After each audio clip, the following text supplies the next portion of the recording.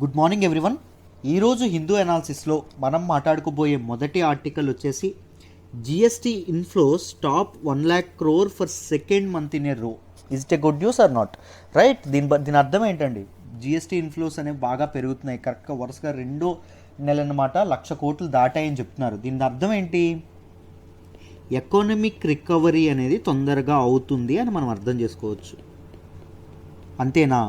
So economic recovery అనేది అవ్వడం వల్ల, డిమాండ్ అనేది ఎప్పుడైతే పెరగడం వల్ల, జనాల యొక్క స్పెండింగ్ ఏదైతే ఉంటుందో అది పెరగడం వల్ల జిఎస్టీ పెరుగుతుంది అని మనం అర్థం చేసుకోవచ్చు. రైట్. జిఎస్టీ ఇన్ఫ్లోస్ పెరుగుతున్నాయని చెప్పి మనం అర్థం చేసుకోవచ్చు. నేను వీటన్నిటిని డీటెయిల్డ్గా ఎక్స్ప్లెయిన్ చేస్తాను, మీరు ఎక్కడా కంగారు పడాల్సిన అవసరం లేదు. సిలబస్ పాయింట్ ఆఫ్ వ్యూలో ఈ ఆర్టికల్ని మనం జిఎస్ పేపర్ 3లో చదువుకుంటాం. ఎకానమీకి సంబంధించినటువంటి ఆర్టికల్ అండి.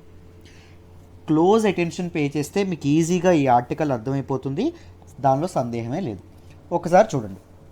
UPSC before starting today's Hindu analysis, ఈ ఆర్టికల్ అనలైజ్ చేసే ముందు ఒకసారి యూపీఎస్సీ కరెంట్ అఫైర్స్ కోర్స్ గురించి మాట్లాడదాం. ఒక ఇంపార్టెంట్ రిమైండర్ అమ్మా, ఇప్పుడు ఫీజు 6,000 ఉంది. 7వ తారీఖు తర్వాత అంటే 8వ తారీఖు నుంచి ఇది 8,000 అవ్వబోతుంది, 8,000 అవ్వబోతుందమ్మా. 6,000 రూపాయలు ఇప్పుడు ఉంది కదా, ఒకేసారి కట్టక్కర్లేదు, నెలకి 2,000 కడుతూ మీరు చక్కగా జాయిన్ అవ్వచ్చు. This is the best thing మీకు వస్తుంది. ఎల్టీఎక్స్ క్లాసెస్ ఆఫర్ చేసే కోర్సుని లైఫ్ టైం వ్యాలిడిటీ కోర్సెస్ మీకు తెలుసు. ఒకసారి జాయిన్ అయితే 6,000 రూపాయలకే మీకు లైఫ్ టైం వ్యాలిడిటీతో కరెంట్ అఫైర్స్ చెప్పబడతాయి. దీనిలో ఏమొస్తుంది అంటే డీటెయిల్డ్ హిందూ అనాలిసిస్ అనేది రావడం అనేది జరుగుతుందమ్మా. డీటెయిల్డ్ హిందూ అనాలిసిస్, దాంతోపాటు ఎడిటోరియల్స్ కవర్ చేయట్లేదు కదా, everyday editorials, UPSC related editorials అనేవి కవర్ చేయడం అనేది జరుగుతుంది. దాంతోపాటు ఎంసీక్యూ సెషన్స్ ఏవైతే ఉంటాయో, అంటే వీక్లీ 3 times ఎంసీక్యూ సెషన్స్ అనేవి చేయడం అనేది జరుగుతుంది. ఇప్పుడు ఏదో ఎంసీక్యూ క్వశ్చన్ అంటే మీరు ఇప్పుడు కంటెంట్ నేర్చుకుంటున్నారు, దానికి క్వశ్చన్ ఎలా అడుగుతారు, దాన్ని ఎలా అప్రోచ్ అవ్వాలో కూడా మీకు తెలియాలి కదా. సో ఎంసీక్యూ సెషన్స్లో క్వశ్చన్స్ అనేవి ఫ్రేమ్ చేసి అవి ఈ కంటెంట్ మీద, ఇప్పుడు హిందూలోనే కాదు, బీబీసీ కానీ, గార్డియన్ కానీ, లేకపోతే డిఫరెంట్ వెబ్సైట్స్, పిఐబి కానీ, దానిలో ఉన్నటువంటి కంటెంట్ నుంచి ఎంసీక్యూస్ ఫ్రేమ్ చేసి అవి మీకు క్వశ్చన్స్గా అడగడం అనేది జరుగుతుంది. లైవ్ సెషన్ ఉంటుంది, డౌట్ క్లియరెన్స్ కూడా ఉంటుంది. ఇప్పుడు ఎంత డీటెయిల్డ్గా ఇన్డెప్త్ చెప్తానో అక్కడ ఎంసీక్యూ సెషన్స్లో కూడా ఎవ్రీ క్వశ్చన్ ఇన్డెప్త్ చెప్పడం అనేది జరుగుతుంది. దాంతోపాటు ఎవ్రీ సండే ఏం చేస్తాం, మెయిన్ సెషన్ కూడా పెట్టడం అనేది జరుగుతుంది. అంటే ఆ వీక్లో వచ్చినటువంటి కరెంట్ అఫైర్స్ని ఎలా అప్రోచ్ అవ్వాలి, మీ థాట్ ప్రాసెస్ ఎలా ఉండాలి, బిగ్గర్ థింగ్ ఒకటి ఉంటుంది. మనకు న్యూస్లో చదివింది ఒకటి, దాని వెనక మనం బిట్వీన్ ద లైన్స్ అర్థం చేసుకోవాల్సింది కొంత ఉంటుంది. రైట్. అవన్నీ మనం ఎలా ఎనలైజ్ చేయాలి, వీటన్నింటినీ మీకు చెప్పడం అనేది జరుగుతుంది ఆ సెషన్లో కంప్లీట్గా. కేవలం 6,000 రూపాయలకి. దాంతోపాటు వెరీ ఇంపార్టెంట్ ఏంటంటే ఈ హిందూ అనాలిసిస్ ఏదైతే ఉంటుందో దీని తాలూకా హ్యాండ్ రిటర్న్ పీడిఎఫ్ ఎవ్రీడే ఇస్తానండి నేను. అనాలిసిస్ డీటెయిల్డ్గా ఉంటుందండి పీడిఎఫ్లో, ఐప్యాడ్లో నీట్గా రాసినటువంటి పీడిఎఫ్ అనేది ఇవ్వడం అనేది జరుగుతుంది. ఎవ్రీడే లైఫ్ టైం ఇస్తాం. ఆలోచించండి, 6,000 రూపాయలకే మీరు ఇది ఎప్పుడు 8వ తారీఖు నుంచి 8,000 అయిపోతుందమ్మా. ఈ లోపే జాయిన్ అవ్వడానికి ప్రయత్నించండి. నెలకి 2,000 చొప్పున కట్టుకుంటూ మీరు చక్కగా జాయిన్ అవ్వచ్చు. సో బెస్ట్ మీకు దీనిలో ఉన్నటువంటిది లైఫ్ టైం వ్యాలిడీతో వస్తుంది, ఆలోచించండి. రైట్. ఇప్పుడు ఈరోజు ఆర్టికల్ ఒకసారి అనలైజ్ చేద్దాం, జాగ్రత్తగా చూడండి అమ్మా.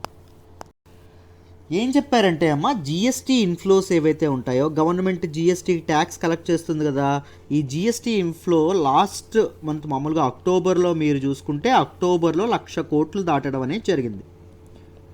అర్థమైందా? 1,00,000 crore వసూలు అవ్వడం అనేది జరిగింది. ఇప్పుడు నవంబర్లో కూడా ఏం జరిగింది అంటే 1,00,000 కోట్లు దాటి వసూలు అవ్వడం అనేది జరిగింది. మీకు జిఎస్టీ అంటే ఏంటో తెలియాలి. సో దీన్ని డీటెయిల్డ్గా తెలుసుకున్నాం అనుకోండి, మీకు వీటికి లింక్ ఏంటో కంప్లీట్గా మీరు లింక్ చేయగలరు. జాగ్రత్తగా వినండి. మొదట ట్యాక్స్. ట్యాక్స్ అంటే ఏంటమ్మా? పన్ను. రైట్. ఎవరు వసూలు చేస్తారు, ఎవరి నుంచి వసూలు చేస్తారు? గవర్నమెంట్ ఏదైతే ఉందో, గవర్నమెంట్ ఎవరి మీద వేస్తుంది ట్యాక్స్? పీపుల్ ఎవరైతే ఉన్నారో, ఇట్స్ సిటిజన్స్ ఎవరైతే ఉన్నారో వాళ్ళ మీద ట్యాక్స్ వేయడం అనేది జరుగుతుంది, పన్ను వేయడం అనేది జరుగుతుంది. గవర్నమెంట్ అంటే ఏ గవర్నమెంట్ సార్? ఈ government includes both central government, కేంద్ర ప్రభుత్వము, this government includes state government.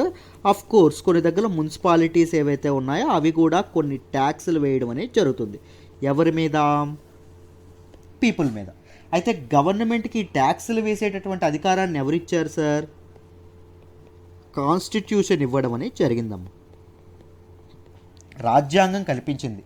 అయితే ఈ వచ్చినటువంటి పీపుల్ దగ్గర నుంచి గవర్నమెంట్ కలెక్ట్ చేసినటువంటి ట్యాక్సెస్ని ఎందుకు ఉపయోగిస్తారు సార్ అంటే మీకు తెలుసు. అసలు ఎందుకు కలెక్ట్ చేస్తుంది అంటే డిఫరెంట్ వెల్ఫేర్ స్కీమ్స్ రన్ చేయడానికి కానీ, లా అండ్ ఆర్డర్ ఏదైతే ఉంటుందో లా అండ్ ఆర్డర్ మెయింటైన్ చేయడానికి కానీ, లేకపోతే డిఫరెంట్ ఇన్ఫ్రాస్ట్రక్చర్ ప్రాజెక్ట్స్ ఏవైతే ఉన్నాయో వాటిని ఇది చేయడానికి కానీ, లేకపోతే పబ్లిక్ స్పెండింగ్ అంటారు మనం, ప్రజల కోసం ఖర్చు పెట్టడం కానీ, ఏవైనా దీనికోసం ఖర్చు పెట్టడం కానీ, ఇవన్నీ గవర్నమెంట్ చేస్తూ ఉంటుంది. ఆ ట్యాక్స్ని ఆ విధంగా వాడుతూ ఉంటుంది, మీ అందరికీ తెలుసు. అంతేనా? సో ఇక్కడ వరకు మీకు అర్థమైంది. అయితే ఇండియాలో ఎన్ని ట్యాక్స్ ఉన్నాయో చూద్దాం. 2 టైప్స్ ఆఫ్ ట్యాక్సెస్ ఉంటాయండి. ఆ 2 టైప్స్ ఆఫ్ ట్యాక్సెస్ ఏంటి అంటే, ఒకటి డైరెక్ట్ ట్యాక్సెస్, ప్రత్యక్ష పన్నులు. రెండవది ఏంటమ్మా? Indirect taxes.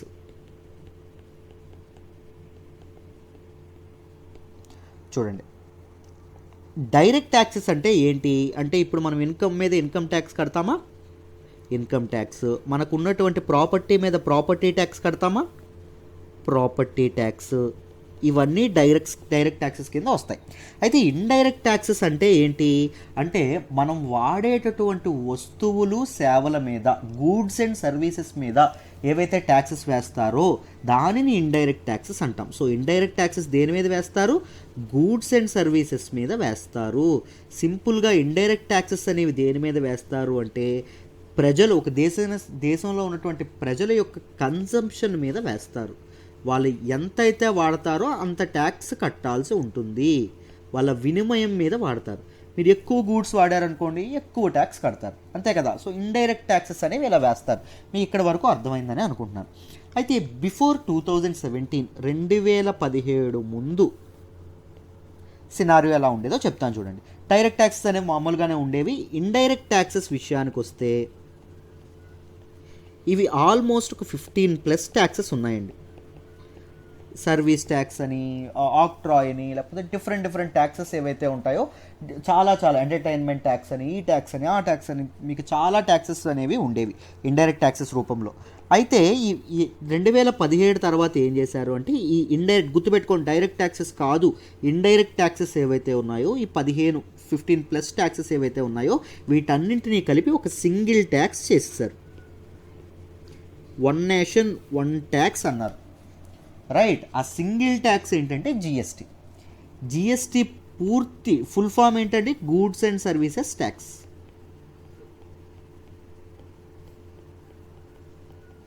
పేరులోనే ఉంది. దేని మీద వేస్తారండి పన్ను?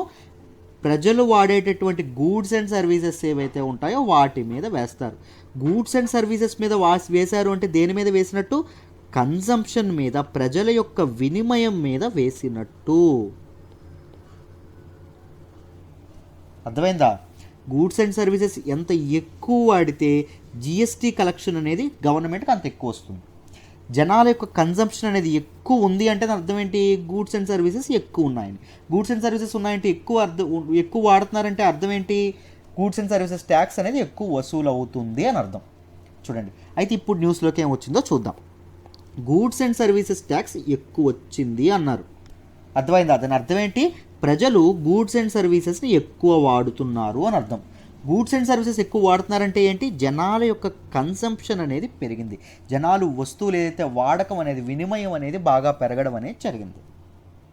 అర్థమైందా? సో దీని అర్థం ఏంటి మనకి ఇప్పుడు మీకు సింపుల్గా క్లియర్గా చెప్పాలి అంటే, జిఎస్టీ తాలూకా ఇన్ఫ్లో, గవర్నమెంట్కి జిఎస్టీ ఇన్ఫ్లోస్ అనేవి పెరుగుతున్నాయి అంటే దాని అర్థం ఏంటమ్మా? కన్జంప్షన్ అనేది విపరీతంగా పెరుగుతుంది అని అర్థం.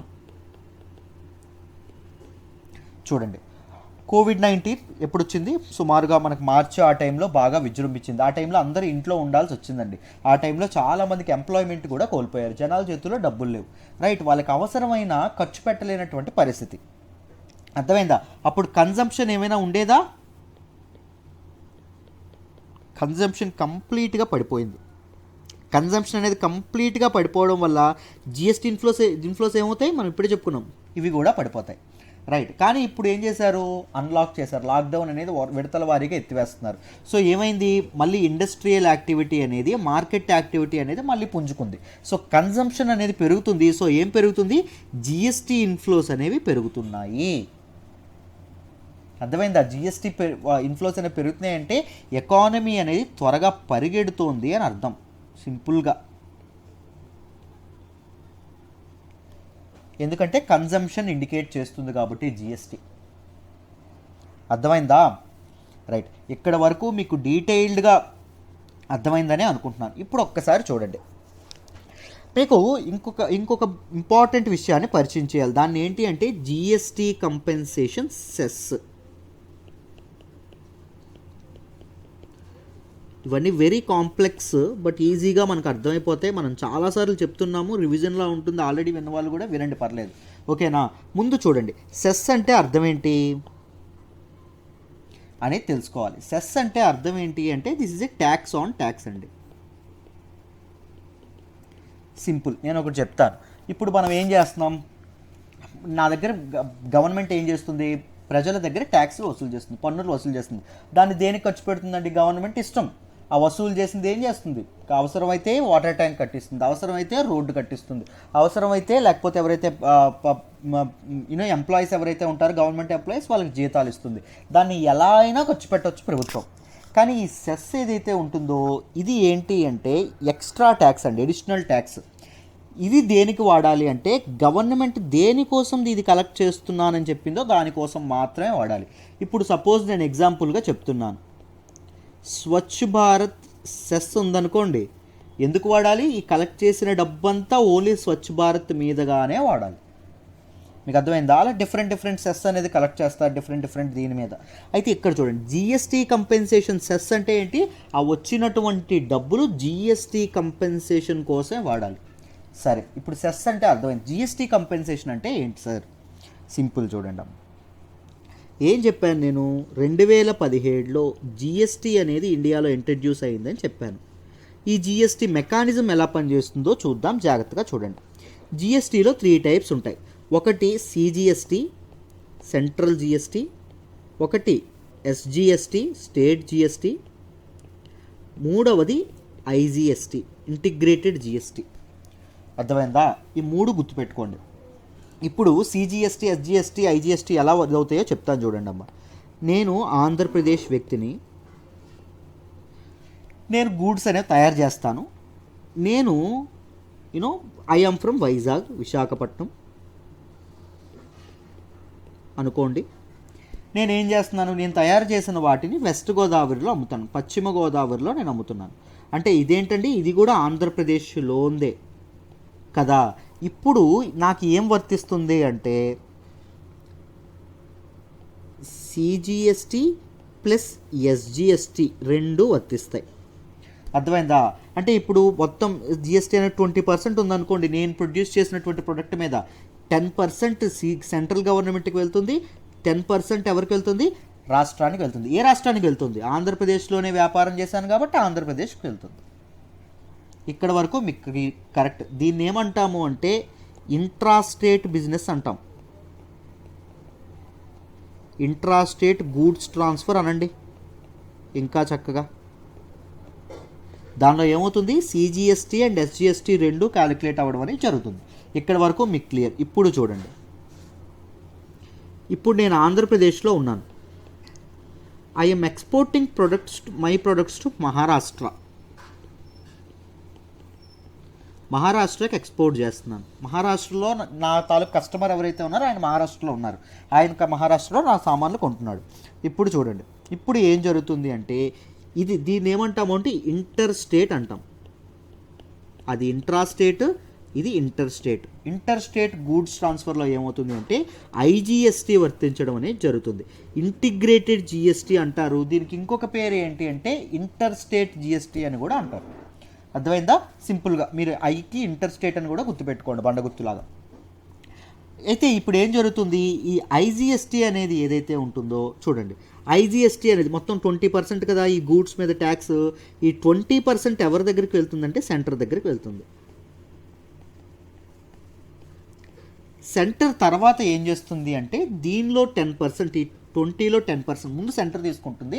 సెంటర్ తర్వాత ఐజిఎస్టీ అనేది సెంటర్కి వెళ్తుందండి. తర్వాత ఏం చేస్తుందంటే 20%లో సగం, ఎగ్జాక్ట్గా సగం 10% ఏదైతే రిసిపియంట్ స్టేట్ ఏదైతే ఉంటుందో, మహారాష్ట్ర ఏదైతే ఉంటుందో దానికి ఇస్తుందండి. అర్థమైందా? ఇక్కడ ఆంధ్రప్రదేశ్ ఏం చేస్తుంది, పాపం నాకు ఆంధ్రప్రదేశ్ గవర్నమెంట్ నేను ఇండస్ట్రీ పెట్టుకోవడానికి నాకు సహాయం చేశారు, ఇన్సెంటివ్స్ ఇచ్చారు, దాంతోపాటు చాలా స్కీమ్స్ అనేవి పెట్టారు, ఇవన్నీ చేస్తున్నారు పాపం.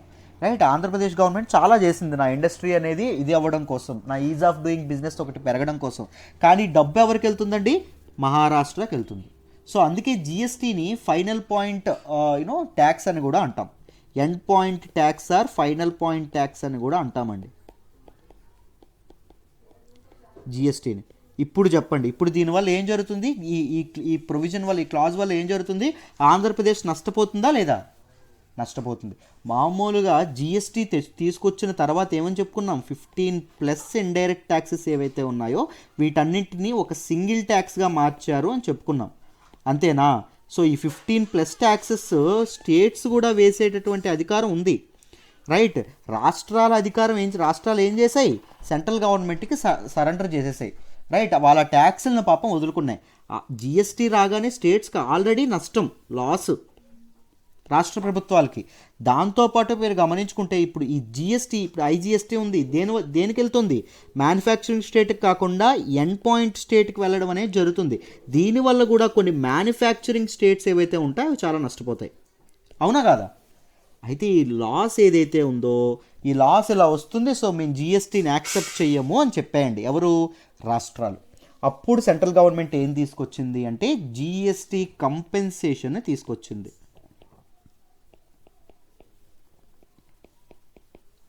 అంటే ఏదైతే నష్టం వస్తుందో ఆ నష్టాన్ని మేము పూడుస్తాము అని చెప్పి సెంట్రల్ గవర్నమెంట్ దీని ద్వారా లీగల్గా బైండ్ అయింది ఈ యాక్ట్ తీసుకురావడం వల్ల, జిఎస్టీ కంపెన్సేషన్ యాక్ట్ 2017. రైట్, ఇది తీసుకురావడం వల్ల ఈ జిఎస్టీ కంపెన్సేషన్ యాక్ట్ ద్వారా ఏం జరుగుతుందో చెప్తాను చూడండి. ఇప్పుడు సపోజ్ ఈ జిఎస్టీ కంపెన్సేషన్, మామూలుగా జిఎస్టీ ఎప్పుడు తీసుకొచ్చారమ్మా? 2017. ఈ జిఎస్టీ కంపెన్సేషన్ అనేది ఎంతవరకు వర్తిస్తుందంటే మామూలుగా 2022 వరకు వర్తిస్తుంది. అంటే ఏం చెప్పారు? 5 ఏళ్ల వరకు కంపెన్సేషన్ అనేది ఇస్తాము అని చెప్పారు. 5 ఏళ్ళకి ఎలా ఇస్తారు? బేస్ ఇయర్ 2015-16 బేస్ ఇయర్, ఇక్కడ నుంచి సంవత్సరానికి 14% గ్రోత్ రేట్ వేయండి అని చెప్పారండి. అంటే 2015-16లో పలానా ఆంధ్రప్రదేశ్ గవర్నమెంట్కు 100 రూపాయలు వచ్చేది అనుకోండి. మామూలుగా 2016-17కి ఎంత రావాలి అంటే ఈ లెక్క ప్రకారం 114 రూపాయలు రావాలి.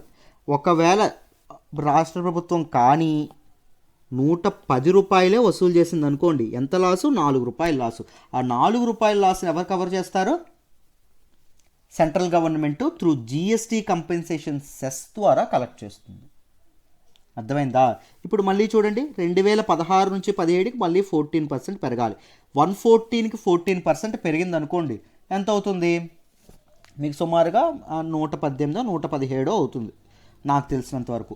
రైట్, కానీ ఆ 2016-17 తర్వాత ఓన్లీ 115 వచ్చింది అనుకోండి, లాస్ ఎంత? 2 రూపాయలు. ఆ 2 రూపాయలు జిఎస్టీ కంపెన్సేషన్ సెస్ నుంచి ఇది అవుతుంది. నేను జస్ట్ ఒక ఉజ్జాయింపుగా చెప్పానండి, జస్ట్ ఒక దీనిగా చెప్పడం అనేది జరిగింది, ఒక ఎగ్జాంపుల్ తీసుకొని చెప్పాను. అర్థమైందా? So GST compensation cess. మరి జిఎస్టీ కంపెన్సేషన్ సెంటర్ ఇస్తానంది కరెక్టే, మరి ఇవ్వడానికి సెంటర్ దగ్గర డబ్బులు ఎక్కడవి?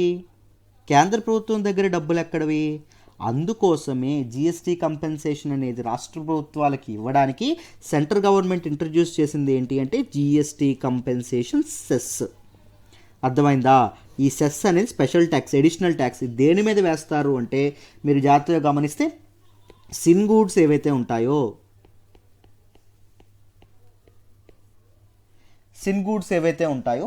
జిఎస్టీ స్లాబ్ రేట్ అనేది ఏ గూడ్స్ పైన అయితే 28% కంటే ఎక్కువ ఉంటుందో ఆ గూడ్స్ మీద ఈ సెస్ అనేది వేస్తారు. ఆ కలెక్ట్ చేసిన డబ్బంతా ఏం చేస్తారు? స్టేట్ గవర్నమెంట్స్కి లాసెస్ ఏవైతే వస్తాయో వాటిని పూడ్చడానికి, వాటిని కంపెన్సేట్ చేయడానికి వాడతారు. అందుకే దాన్ని ఏమంటామో జిఎస్టీ కంపెన్సేషన్ సెస్ అంటాం. అర్థమైందా? సో మీకు జిఎస్టీ కంపెన్సేషన్ సెస్ అనేది కూడా అర్థమైంది. ఇప్పుడు న్యూస్లోకి ఏమొచ్చిందో చూద్దాం, దాన్ని బట్టి మీకు ఈజీగా అన్నీ అర్థమైపోతాయి. ఫస్ట్ బేసిక్స్ అనేవి క్లియర్గా ఉన్నాయనుకోండి, మీకు ప్రతిదీ అర్థమైపోతుంది. ఒకసారి చూడండి అమ్మ జాగ్రత్తగా. ఏం చెప్పారు న్యూస్లో? నవంబర్లో 1,04,963 crores ఆఫ్ జిఎస్టీ ఇన్ఫ్లోస్ వచ్చినాయని చెప్పి చెప్పడం అనేది జరిగింది. దిస్ ఈజ్ ఎగ్జాక్ట్లీ 1 ఇయర్ ముందు 2019 నవంబర్తో పోలిస్తే 1.4% హయ్యర్ అంటమ్మా. ఇంకా దీనిగా చూసుకుంటే first 8 months of 2021 year first 8 monthsలో కలెక్ట్ అయినటువంటి జిఎస్టీ ఎంత అంటే 6,64,709 కోట్లంట. రైట్, సేమ్ ఇదే క్యుములేటివ్గా లాస్ట్ ఇయర్ ఎంత వచ్చింది అంటే ఎక్కువ వచ్చిందండి, 8,05,164 crores. సో మొత్తం ఎంత తగ్గినట్టు ఈ సంవత్సరం? కరోనా కారణంగా 17.4% డిప్ ఉన్నట్టు. అర్థమైందా? బట్ జిఎస్టీ ఇన్ఫ్లోస్ యొక్క గ్రోత్ రేట్ ఏదైతే ఉంటుందో అక్టోబర్ నవంబర్ టైంలో ఈ 2 నెలల్లో ఎంత ఉందంటే 6% హెల్దీ గ్రోత్ రేట్ ఉందని చెప్పడం అనేది జరిగింది. దాంతోపాటు జిఎస్టీ కంపెన్సేషన్ సెస్ చెప్పాను కదా, సిన్ గూడ్స్ మీద 28% పైన slab rate, GST slab rate ఉన్నటువంటి గూడ్స్ మీద ఎంత వచ్చింది, సెస్ అనేది ఎంత వచ్చింది అంటే 8,242 కోట్లు రావడం అనేది జరిగింది కేవలం నవంబర్లో. అర్థమైందా? స్టేట్ వైజ్ డేటా చూసుకుంటే జిఎస్టీ కలెక్షన్ తాలూకా మంచి గుడ్ ఇంక్రీజ్ దేనిలో ఉందంటే మన ఆంధ్రప్రదేశ్లో ఉండడం అనేది జరిగింది. ఎంత అంటే 12%. తర్వాత గుజరాత్ అండ్ జార్ఖండ్ ఎంత ఉన్నాయంటే 11%. తర్వాత తమిళనాడు ఎంత ఉంది అంటే 10% ఉండడం అనేది జరిగింది అని చెప్పడం అనేది జరిగింది. దీస్ 4 ఇదేంటి గుజరాత్ అండ్ జార్ఖండ్ అమ్మ. These 4 are the only states with double digit growth rates అండి. జిఎస్టీ ఇన్ఫ్లోస్లో డబుల్ డిజిట్ ఉన్నటువంటి గ్రోత్ రేట్స్ ఉన్నటువంటి 4 స్టేట్స్, కేవలం 4 స్టేట్సే ఉన్నాయి, అవి 4. అర్థమైందా? అయితే రీజన్స్ ఏంటి జిఎస్టీ ఇన్ఫ్లోస్ పెరగడానికి? నేను ఆల్రెడీ చెప్పాను, జిఎస్టీ పెరిగిందంటే దానికి కారణం ఏంటి? కన్జంప్షన్ పెరిగినట్టు, జనాలు ఎక్కువ మొత్తంలో డబ్బులు వాడుతున్నట్టు, గూడ్స్ అండ్ సర్వీసెస్ కొంటున్నట్టు, అంతే కదా. సో కన్జంప్షన్ అనేది ఎందుకు పెరిగింది అంటే ఫెస్టివల్స్ అండి. ఫెస్టివల్స్ ఏవైతే ఉన్నాయో ఈ ఫెస్టివ్ డిమాండ్ వల్ల బాగా పెరిగింది. దాంతోపాటు ఫేజ్డ్ అన్లాక్ ఏదైతే ఉంటుందో ఒకదాని తర్వాత ఒకటి అన్ని ఓపెన్ చేయడం అనేది జరుగుతుంది కదా, జనాలకి మార్కెట్కి యాక్సెసిబిలిటీ పెరుగుతుంది కదా, సో దానివల్ల కూడా పెరిగింది అని చెప్పడం అనేది జరిగింది. రైట్, దీని తాలూకు ఇంప్లికేషన్స్ ఎక్స్పర్ట్స్ ఏం చెప్తున్నారు అంటే జిఎస్టీ కంపెన్సేషన్ షార్ట్ ఫాల్స్ ఏవైతే ఉన్నాయో అంటే రాష్ట్రానికి, నేను సింపుల్గా చెప్తాను చూడండి ఏం జరిగిందో. మామూలుగా ఏం జరిగింది, కోవిడ్-19 వల్ల జిఎస్టీ అనేది కంప్లీట్గా తగ్గిపోయింది. జిఎస్టీ అనేది తగ్గిపోయింది, దాంతోపాటు జనాల యొక్క కన్జంప్షన్ తగ్గిపోయింది. జిఎస్టీ ఎంత మొత్తంలో తగ్గిందో జిఎస్టీ కంపెన్సేషన్ సెస్ ఏదైతే ఉంటుందో సిన్ గూడ్స్ మీద వేస్తారని చెప్పాను కదా, అది కూడా కంప్లీట్గా తగ్గిపోయింది. ఇది లేదు కానీ ఈ గవర్నమెంట్ ఏంటి 14% ఇంక్రీజ్ రేట్ చొప్పున ఎవరికి ఇవ్వాలి? రాష్ట్ర ప్రభుత్వాలకు డబ్బులు ఇవ్వాలి. అర్థమైందా? రాష్ట్ర ప్రభుత్వాలకు డబ్బులు ఇవ్వాలి కానీ కంపెన్సేషన్ సెస్ ఏమో వసూలు అవ్వాలి. మరి ఇప్పుడు సెంట్రల్ గవర్నమెంట్ ఏం చేస్తుంది అంటే రాష్ట్ర ప్రభుత్వాలకు ఏం చెప్పిందంటే ఇది మా చేతిలో లేదు, మేము 14% అని ముందు ప్రామిస్ చేశాం కానీ మాకు ఇలాంటి కరోనా ఏమైనా వస్తుందని మాకేమైనా ముందే ఏమైనా తెలుస్తుందా? తెలియదు కదా, మేము ఏమైనా కళ ఏమైనా కంటామా ఇలాంటి విపత్తు అనేది ఒక్కసారి వచ్చి పడుతుందని.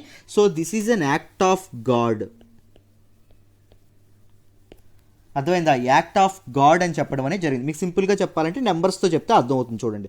సుమారుగా ఎంత అంటే 3 లక్షల కోట్లు చెల్లించాలి కేంద్రం ఈ సంవత్సరం రాష్ట్ర ప్రభుత్వాలకి. దీనిలో వసూలైంది ఎంత అంటే కేవలం 65,000 కోట్లు మాత్రమే వసూలైంది ఈ సంవత్సరం. ఏంటి? జిఎస్టీ కంపెన్సేషన్ సెస్ కింద.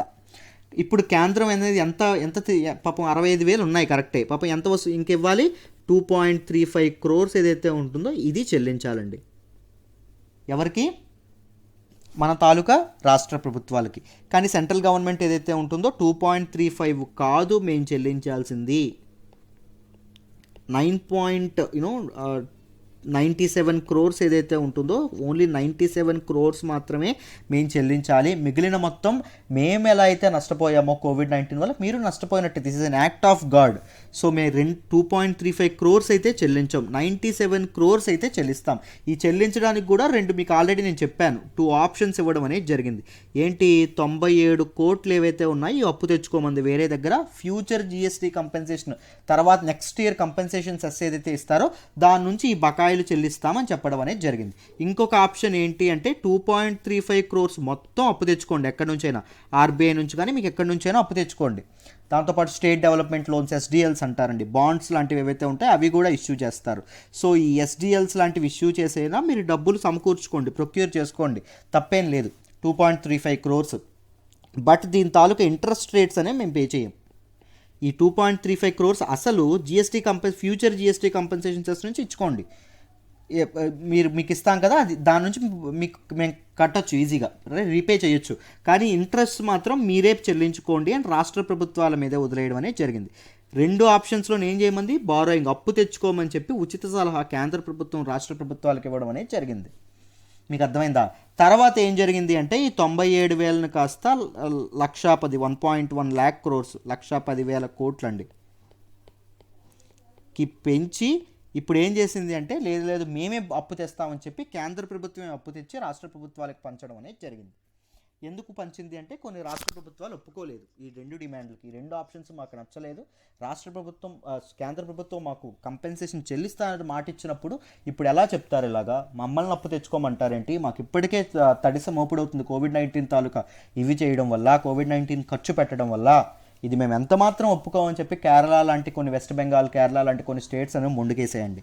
సో అప్పుడు కేంద్రం అనేది దిగొచ్చి 1,10,000 కోట్లు అనేది ఏం చేసింది, కేంద్రమే అప్పు తెచ్చి ఒక స్పెషల్ విండో ద్వారా, ఆర్బీఐ స్పెషల్ విండో ద్వారా కేంద్రమే అప్పు తెచ్చి రాష్ట్ర ప్రభుత్వాలకు పంచడం అనేది జరిగింది.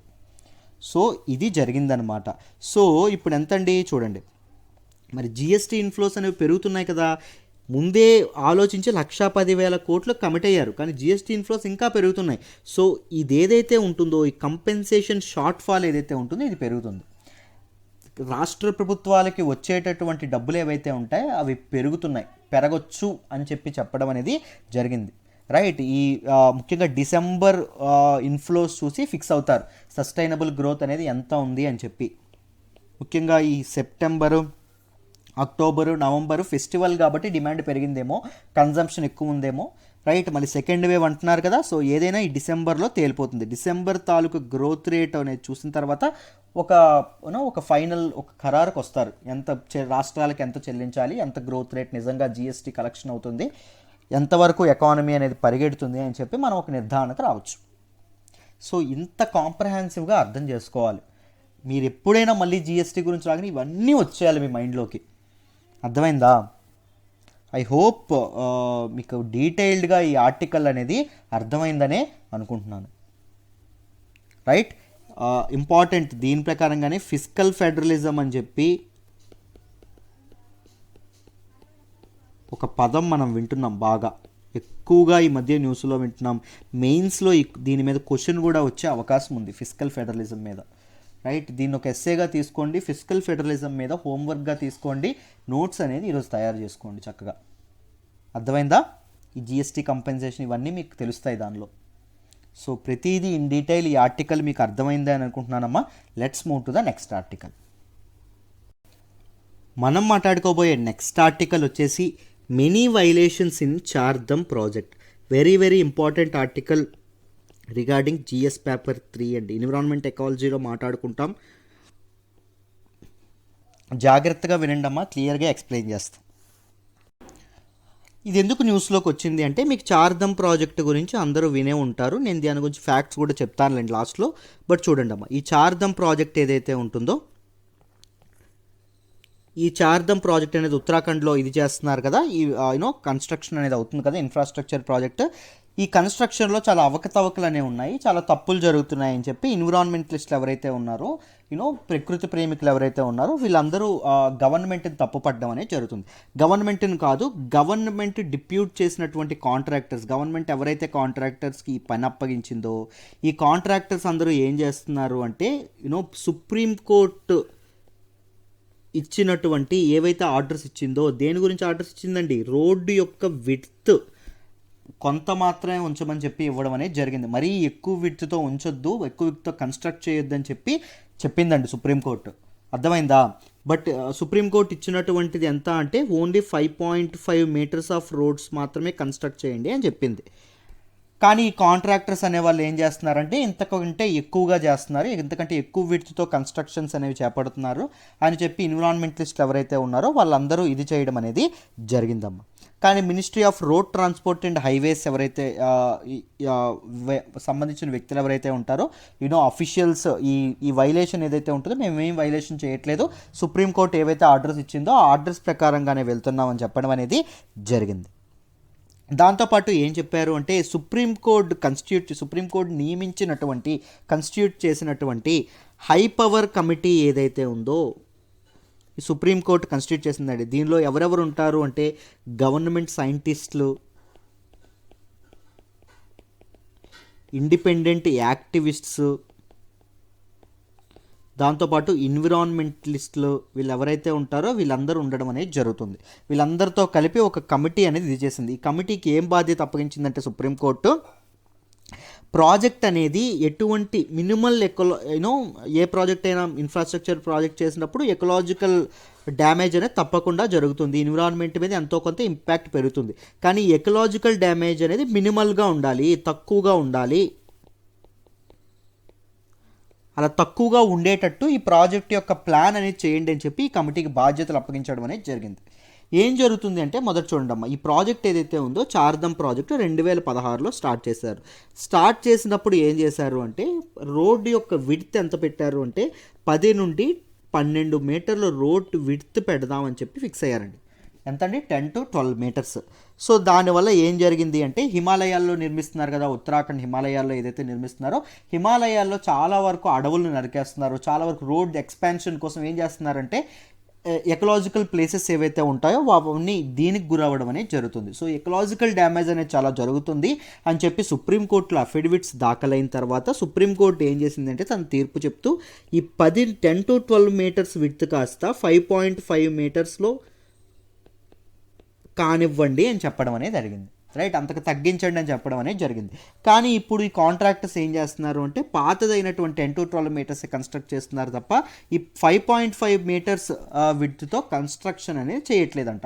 సో ఈ వైలేషన్స్ అనేవి జరుగుతున్నాయి అని చెప్పి ఎన్విరాన్మెంటలిస్టులు మళ్ళీ, ఇది చాలా రోజుల నుంచి వస్తుంది, ఎన్విరాన్మెంటలిస్టులు మళ్ళీ ఏం చెప్తున్నారు, దీనిలోకి వెలుగులోకి తీసుకురావడం అనేది జరిగింది ఈ ఇష్యూని. ఇప్పుడు చార్ధమ్ ప్రాజెక్ట్ ఏదైతే ఉంటుందో దీని గురించి కొన్ని ఫ్యాక్ట్స్ తెలుసుకుందాం, జాగ్రత్తగా చూడండి. ఈ చార్ధమ్ ప్రాజెక్ట్ ఏదైతే ఉంటుందో దీని తాలూకు ఒరిజినల్ నేమ్ ఏంటి అంటే చార్ధమ్ మహామార్గ్ వికాస్ పరియోజన, దీని తాలూకు ఫుల్ నేమ్ అండి. దీన్ని చార్ధమ్ ప్రాజెక్ట్ అని కూడా అంటాం, పేరులోనే ఉంది చార్.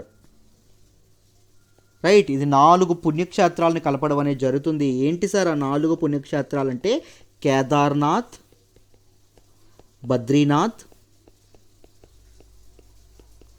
గంగోత్రి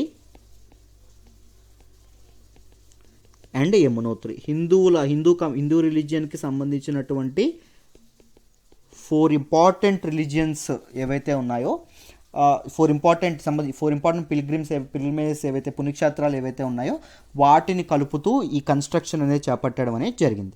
మొత్తం ఈ చార్ధమ్ ప్రాజెక్ట్ యొక్క ఈ కన్స్ట్రక్ట్ చేయడానికి పట్టినటువంటి ప్రాజెక్ట్ కాస్ట్ ఎంత అంటే సుమారుగా 12,000 కోట్ల రూపాయలండి. 12,000 crores ఖర్చు పెట్టనున్నారు. ఎక్కడని చెప్పుకున్నాం, Uttarakhand.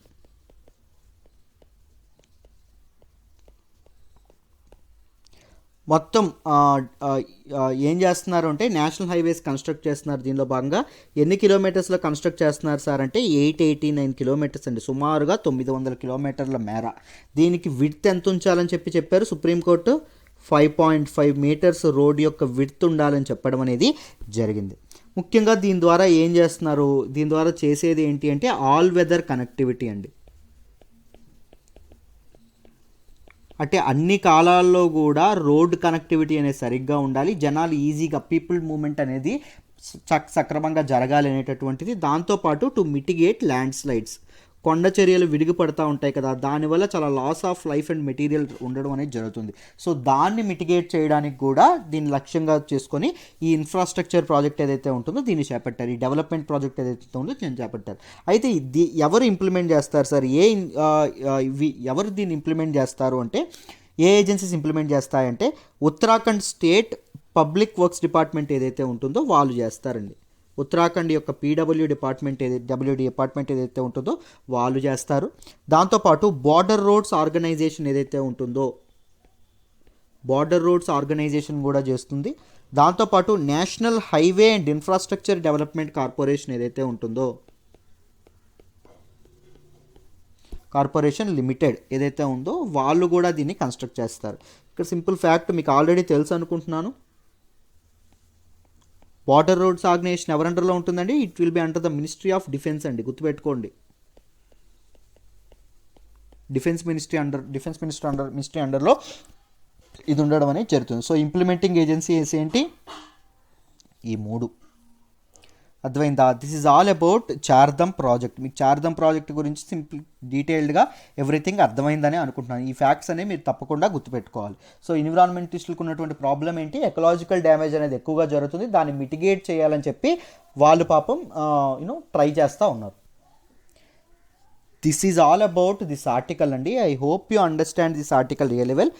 Let me move to the next article అమ్మ.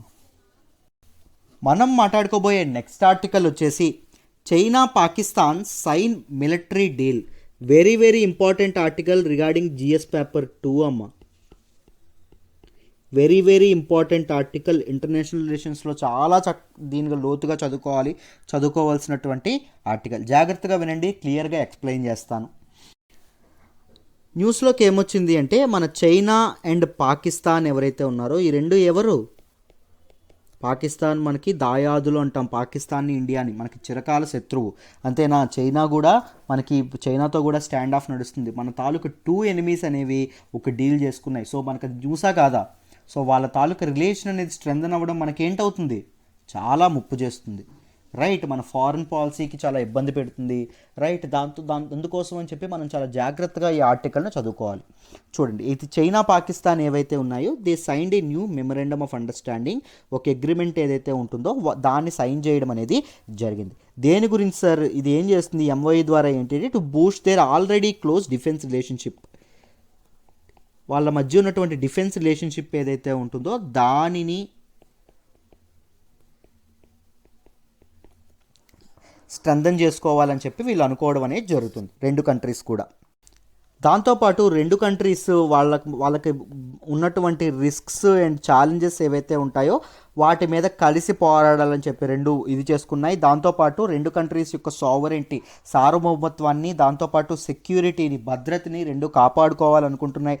దాంతోపాటు they want to safeguard regional peace and stability. ఈ రీజియన్లో పీస్, ప్రాంతీయంగా శాంతి భద్రతలు అనేవి ప్రివైల్ చేయడానికి కూడా రెండు కంట్రీస్ కలిపి కృషి చేస్తాయని చెప్పి చెప్పడం అనేది జరిగింది. ఈ ఎంఓయూలో ఎగ్జాక్ట్గా దేని గురించి స్ట్రెంథన్ చేసుకుంటున్నారని చెప్పి కరెక్ట్గా చెప్పలేదండి. బట్ ఎంఓయూ అనేది ఎలా తెలుస్తుంది అంటే లాస్ట్ ఇయర్ ఇదే టైంకి ఒక ఎంఓయూ చేసుకున్నారు, మెమరాండం ఆఫ్ అండర్స్టాండింగ్. దానికి ఫాలో అప్గా దానికి నెక్స్ట్ ఎంఓయూగా ఇది సైన్ చేశారు అని చెప్పి మనం అర్థం చేసుకోవచ్చు. రైట్, అంతవరకే మనకి న్యూస్లోకి రావడం అనేది జరిగింది. దాంతోపాటు వెరీ ఇంపార్టెంట్ ఏంటి అంటే ఇద్దరి మధ్య discussions China Pakistan economic corridor ఏదైతే ఉంటుందో దాని మీదుగా కూడా జరిగాయి అని చెప్తున్నారు. ఈ సిపెక్ ఏదైతే ఉంటుందో దీని మీద కూడా మాట్లాడుకున్నారని చెప్పడం అనేది జరిగింది. రెండు కంట్రీస్ని ఆల్రెడీ చాలాసార్లు మనం మాట్లాడుకున్నాం. ఐరన్ బ్రదర్స్ అని తమకు తాము చెప్పుకున్నాయి. దాంతోపాటు ఆల్ వెదర్ ఫ్రెండ్షిప్ అని చెప్పి ఎల్లకాలం మేము ఫ్రెండ్స్గానే ఉంటామని చెప్పి, మేము చాలా గొప్ప స్నేహితులు అని చెప్పి వాటికి రెండు దేశాలు పొగుడుకోవడం అనేది జరిగింది. ఒకదాంతో ఒకటి అంత రిలేషన్స్ మెయింటైన్ చేస్తుండడం అనేది జరిగింది. సో వాటిని కూడా మరొకసారి అవి చెప్పాయి. దాంతోపాటు పాకిస్తాన్ అనేది చైనా యొక్క సౌత్ చైనా సీ అప్రోచ్ ఏదైతే ఉంటుందో దానికి, తైవాన్ మీద దాని స్టాండ్, చైనా యొక్క స్టాండ్ని, జింజియాంగ్ మీద చైనా యొక్క స్టాండ్ని, టిబెట్ మీద చైనా యొక్క స్టాండ్ని, హాంకాంగ్ మీద చైనా యొక్క స్టాండ్ని పాకిస్తాన్ అనేది సపోర్ట్ చేస్తూ ఉంది. రైట్, పాకిస్తాన్ మేము సపోర్ట్ చేస్తున్నామని చెప్పి బహిరంగంగా చెప్పడం అనేది జరిగింది. అర్థమైందా? దాని తర్వాత ఇంకొక ఇంపార్టెంట్ విషయం ఏంటంటే మన తాలూకా చైనా ఎవరైతే అఫీషియల్ ఉన్నారో ఆయన పాకిస్తాన్కి రావడం కంటే ముందు నేపాల్ ఏదైతే ఉందో నేపాల్ని కూడా విజిట్ చేయడం అనేది జరిగింది. నేపాల్ని కూడా ఇది చేయడం అనేది జరిగింది. రెండు కంట్రీస్ కూడా చైనా మాట్లాడుతూ నేపాల్ యొక్క సావరెంటీకి, టెరిటోరియల్ ఇంటిగ్రిటీకి, నేషనల్ ఇండిపెండెన్స్కి ఏమైనా ముప్పు వాటిల్తే మేము ఉన్నామని చెప్పి చైనా చెప్పడం అనేది జరిగింది. అండగా నిలబడతామని చైనా చెప్పడం అనేది జరిగింది. ముఖ్యంగా రీసెంట్గా ఇండియా నేపాల్ తాలూకు బార్డర్ స్టాండ్ ఆఫ్ అనేది జరిగింది చూసారా, మ్యాప్స్ ఇష్యూ అనేది ఒకటి జరిగింది. మీకు గుర్తుందా? ఈ డిస్ప్యూట్ని గుర్తు చేస్తూ చెప్పడం అనేది జరిగింది. దాంతోపాటు మనకి పీపుల్స్ లిబరేషన్ ఆర్మీ ఏదైతే ఉంటుందో, అంటే చైనీస్ ఆర్మీ, వీళ్ళు మన తాలూకా నేపాల్ వాళ్ళకి అవుట్ఫిట్స్, ప్రొటెక్టివ్ అవుట్ఫిట్స్, దాంతోపాటు మెడికల్ మాస్క్స్ ఏవైతే ఉన్నాయో మెడికల్ మాస్క్స్, దాంతోపాటు థెర్మోమీటర్స్ ఏవైతే ఉన్నాయో వీటన్నింటినీ ఇది చేశారండి. మిలిటరీ కోఆపరేషన్ స్ట్రెంథన్ చేసుకోవడానికి పిఎల్ఏ ప్రయత్నిస్తూ ఉండడం అనేది జరుగుతుందని చెప్పి మనం అర్థం చేసుకోవచ్చు. రీసెంట్లీ చైనా అండ్ నేపాల్ కూడా $150 మిలియన్ యువాన్, $22.8 మిలియన్ ఒప్పందం అనేది మిలిటరీ అసిస్టెన్స్ అనేది చేసుకుంది. అంటే చైనా అనేది నేపాల్కి అందిస్తుందండి ఈ డీల్ ద్వారా. రైట్, మిలిటరీ అసిస్టెన్స్ అనేది ఇస్తుంది. రైట్, దాంతోపాటు ఈ 2 సైడ్స్ కూడా జాయింట్ స్పెషల్ ఫోర్సెస్ డీల్స్ అనేవి వరుసగా 3 years కండక్ట్ చేస్తామని చెప్పి కూడా ఒక డీల్ కుదుర్చుకోవడం అనేది జరిగింది. సో ఇక్కడ మీరు జాగ్రత్తగా గమనించండి, చైనా అనేది ఎవరితో ఇది అవ్వాలని చూస్తుంది? మనకి వెంటనే ఉన్నటువంటి నైబర్ ఎవరు? పాకిస్తాన్, మనకు దాయాది దేశం కూడా, మనకు శత్రు దేశం కూడా. దాంతోపాటు ఇంకొకరు ఎవరండి? మనకి ఎప్పటి నుంచో హిస్టారికల్గా మంచి రిలేషన్స్ ఉన్నాయి. బట్ రీసెంట్గా ఒక మ్యాప్ విషయం మీద ఈ కంట్రీతో మనకు గొడవైంది. రీసెంట్గా మనకి శత్రువు కాబోతున్నటువంటి నేపాల్ ఏదైతే ఉందో, నేపాల్. ఈ 2 కంట్రీస్ ఏవైతే ఉన్నాయో, ఈ 2 కంట్రీస్కి ఎవరు దగ్గర అవ్వాలని చూస్తున్నారు? చైనా దగ్గర అవ్వాలని చెప్పి చూస్తుంది కదా. ఇండియాది ఏ పాలసీ అండి? నేను ఆల్రెడీ చాలాసార్లు చెప్పాను, మీరు గమనిస్తే ఇండియా ఫాలో అవుతుంది ఏంటి అంటే నైబర్హుడ్ ఫస్ట్ పాలసీ. పొరుగు వాళ్ళే ప్రథమము అని, పొరుగు దేశాల వాళ్ళే మాకు ఫస్ట్ ఇంపార్టెంట్ అని. అర్థమైందా? ఈ నైబర్హుడ్ ఫస్ట్ పాలసీ ఏదైతే ఉంటుందో దానికి ఇది పెద్ద దెబ్బ అనేది తగలడం అనేది జరుగుతుంది. ఎందుకంటే చైనా అనేది మనం ఇప్పుడు స్టాండ్ ఆఫ్లో ఉన్నటువంటి దేశం ఏదైతే ఉందో, మనం ఇప్పుడు గొడవ పెట్టుకున్నటువంటి దేశం ఏదైతే ఉంటుందో, అది మన పొరుగు దేశాలైనటువంటి పాకిస్తాన్ని, ఒక పక్క నేపాల్కి దగ్గర అవ్వాలని చెప్పి చూడడం అనేది జరిగింది. శ్రీలంకకి ఆల్రెడీ దగ్గర అవుతుంది. మీరు గమనిస్తే శ్రీలంకకి ఏవైతే ఎకనామిక్ అసిస్టెన్స్ ఏదైతే ఉంటుందో అవన్నీ ఇస్తుంది. ముఖ్యంగా చైనా యొక్క ఫారిన్ పాలసీ అనేది దేని మీద డిపెండ్ అయి ఉంటుందంటే ఇట్స్ డీప్ పాకెట్స్ అండి. డీప్ పాకెట్స్ అంటే అర్థం ఏంటి అంటే చైనా దగ్గర డబ్బులు చాలా ఎక్కువ. ఈ డబ్బును ఉపయోగించేది ఏం చేస్తుంది? వివిధ దేశాల యొక్క పొలిటికల్ మ్యాటర్స్లోకి ఇంటర్వ్యూన్ అవ్వాలని చూస్తుంది. నేపాల్ ఇప్పుడు సరదా పడచ్చు, రైట్, కానీ ఇప్పుడు మీరు గమనిస్తే చైనా అనే శ్రీలంక పొలిటికల్ మ్యాటర్స్లో ఎలా అయితే జోక్యం చేసుకుందో, చిన్న కంట్రీస్కి తమ డెట్ ట్రాప్ పాలసీ ఏదైతే ఉంటుందో అది వాడి ఎలా అయితే వాళ్ళ మీద వాళ్ళని ఎక్స్ప్లాయిట్ చేసిందో, నేపాల్ మీద కూడా అలాంటి ఎక్స్ప్లాయిటేషన్ జరగచ్చు. రైట్, ఈ డెట్ ట్రాప్ పాలసీకి బోత్ నేపాల్ అని కూడా అండ్ పాకిస్తాన్ బలయ్యే ఛాన్సెస్ చాలా ఎక్కువ ఉన్నాయి, మీరు గమనిస్తే. అర్థమైందా? సో ఈ రెండు ఇప్పుడు ఇది పడుతున్నప్పటికీ చైనాతో వాళ్ళు రెండు చాలా జాగ్రత్తగా ఉండాలి. బట్ ఇండియా విషయంలో చూసుకుంటే చైనా అండ్ పాకిస్తాన్ యొక్క ఫ్రెండ్షిప్ అనేది పెరగడం అనేది మనకి చాలా చాలా ఇబ్బంది పెట్టే విషయం. దాంతోపాటు నేపాల్కి కూడా మనం హిస్టారికల్గా ఫ్రెండ్షిప్ మెయింటైన్ చేస్తున్నటువంటి నేపాల్తో కూడా చైనా దగ్గర అవ్వడం అనేది మనకి కాస్త ఇబ్బంది పెట్టేటటువంటి విషయమనే మనం అర్థం చేసుకోవాలి. అర్థమైందా? ఈ పాయింట్ ఆఫ్ వ్యూలో మనం ఒక్కసారి ఈ సిపెక్ ఏంటో, దాని సంగతి ఏంటో చూద్దాం. దాంతోపాటు మనకి చైనాకి పాకిస్తాన్కి ఉన్నటువంటి రిలేషన్ ఏంటి, చైనాకి నేపాల్కి ఉన్నటువంటి రిలేషన్ ఏంటో చూద్దాం. ఒకసారి చూడండి అమ్మా, ఈ పిక్ ఒకసారి చూడండి. ఈ పిక్లో ఉన్నటువంటి ఏంటి అంటే ఇదిగోండి, ఇక్కడ కాష్గర్ డిస్ట్రిక్ట్ ఉందా, ఇది ఎక్కడ ఉంది అంటే జిన్జియాంగ్ ప్రావిన్స్, చైనాలో ఉన్నటువంటి జిన్జియాంగ్ ప్రావిన్స్ ఏదైతే ఉంటుందో జిన్జియాంగ్ ప్రావిన్స్లో ఉండడం అనేది జరిగింది. చైనాలో ఉన్నటువంటి ఆ ప్రావిన్స్ దగ్గర నుంచి పాకిస్తాన్లో ఉన్నటువంటి గ్వాదార్ పోర్ట్ ఏదైతే ఉందో ఇక్కడ వరకు పాకిస్తాన్ చైనా ఎకనామిక్ కారిడార్ ఏదైతే చైనా పాకిస్తాన్ ఎకనామిక్ కారిడార్ అంటామో సిపెక్ అనడం అనేది జరుగుతుంది. అర్థమైందా? ఇది అవ్వడం అనేది జరుగుతుంది. రైట్, ఏంటండి ఈ ఎకనామిక్ కారిడార్ అంటే ఏంటి అంటే సిరీస్ ఆఫ్ ఇన్ఫ్రాస్ట్రక్చర్ ప్రాజెక్ట్స్ అండి. రోడ్ ట్రాన్స్పోర్టు, రైల్ ట్రాన్స్పోర్టు ఇవన్నీ ఉండడం అనేది జరుగుతుంది ఈ దారి గుండా. దాంతోపాటు డిఫరెంట్ స్టేషన్స్లో మనకి చైనాకి ఏంటి ఇంకేం బిల్డ్ చేస్తారు అంటే మనకి ఎనర్జీ ప్రాజెక్ట్స్ ఏవైతే ఉంటాయో అవి కూడా బిల్డ్ చేయడం అనేది జరుగుతుందమ్మా. I mean energy infrastructure projects అనేవి జరుగుతాయి. అర్థమైందా? So this is all about China Pakistan economic corridor. కాకపోతే ఇండియాకి ఎందుకు ఇబ్బంది అంటే ఈ చైనా పాకిస్తాన్ ఎకనామిక్ కారిడార్ ఏదైతే ఉంటుందో ఇక్కడ చూడండి అది దేని గుండా పాస్ అవుతుంది, ఈ ప్రాంతం ఈ పింక్ కలర్లో నేను పెట్టింది చూడండి అమ్మ. ఇది ఏంటి అంటే Pakistan occupied Kashmir, present Gilgit and Baltistan కదా. సో ఈ గిల్గిత్ అండ్ బల్తిస్తాన్ ఏంటి, పాకిస్తాన్ దా ఏరియా కాదు. ఇది ఎవరి ప్రాంతం, ఇది disputed area between India and Pakistan. అంటే ఇండియాది అని చెప్పకూడదు మనం, అలానే పాకిస్తాన్ అని చెప్పకూడదు, డిస్ప్యూటెడ్ ఏరియా అని చెప్పాలి.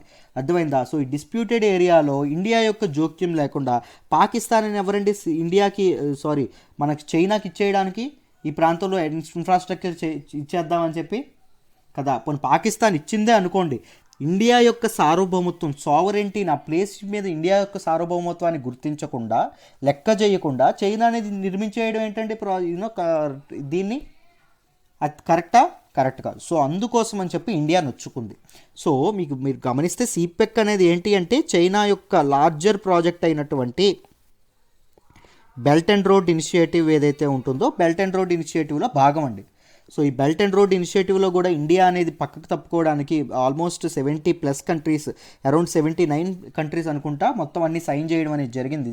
ఈ చైనా యొక్క బెల్ట్ అండ్ రోడ్ ఇనిషియేటివ్ని యాక్సెప్ట్ చేయడం అనేది జరిగింది around Europe and Africa. But కానీ ఇండియా అనేది దీనికి దూరంగా ఉందంటే ఇది ఒక్క కారణం చేత, చైనా అనేది భారతదేశం యొక్క సార్వభౌమత్వాన్ని గుర్తించకపోవడంతో. అర్థమైందా అండి? So this is all about CPEC అండి, చైనా పాకిస్తాన్ ఎకనామిక్ కారిడార్.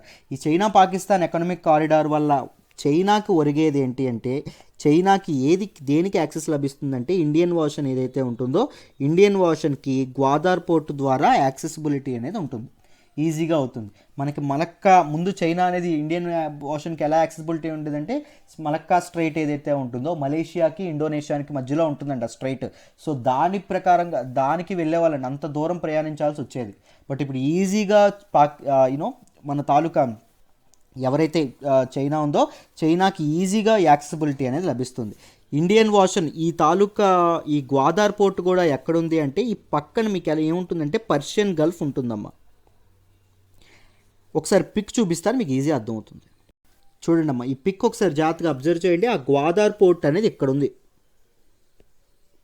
ఇక్కడ ఉండడం అనేది జరిగింది. అర్థమైందా? అది దేనికి దగ్గరగా ఉందంటే స్ట్రైట్ ఆఫ్ హార్ముజ్ ఏదైతే ఉందో ఈ ప్రాంతం అండి, ఈ ప్రాంతానికి చాలా దగ్గరైనటువంటి ప్రదేశం. సో చైనాకి ఇక్కడ యాక్సెసిబిలిటీ లభిస్తే దేనికి యాక్సెసిబిలిటీ లభిస్తుందంటే ఈజీగా స్ట్రైట్ ఆఫ్ హార్ముజ్కి యాక్సెసిబిలిటీ లభిస్తుంది. ముఖ్యంగా ఎందుకు ఈ స్ట్రైట్ ఆఫ్ హార్ముజ్ అనేది అంత ఇంపార్టెంట్ అంటే ప్రపంచ దేశాల యొక్క చమురు నిల్వలు ఏవైతే ఉంటాయో ఆయిల్ రిజర్వ్స్ ఏదైతే ఉంటుందో దాన్ని ఈ ప్లేస్ అనేది శాసిస్తుందండి. ముఖ్యంగా పర్షియన్ గల్ఫ్ ఏదైతే ఉంటుందో ఇక్కడ ఎక్కువ ఆయిల్ నిల్వలు అనేవి ఎక్కువ ఉంటాయి. గల్ఫ్ ఆఫ్ ఒమన్ ఏదైతే ఉంటుందో ఇక్కడ కూడా ఆయిల్ చమురు నిల్వలు ఏవైతే ఉన్నాయో అవి చాలా ఎక్కువ ఉంటాయి. సో ఆయిల్ ఈజ్ మనీ కదా.